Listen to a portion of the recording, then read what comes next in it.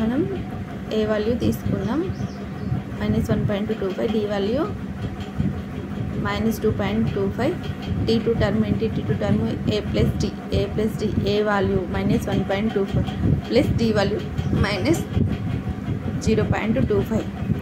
Next వస్తే minus into plus, plus into minus is minus, minus పెట్టేసుకోవాలి.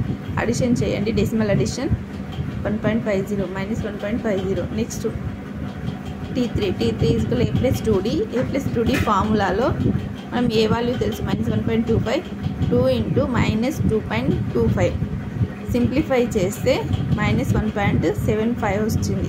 Next t4 కూడా similarly a plus 3d, ఇక్కడ మనం simplify చేస్తే మల్టిప్లై చేయాలి. సింప్లిఫికేషన్లో series, now AP series is arithmetic progressive, AP series is -1.50 -1.25 అలాగే -2 up to so and so.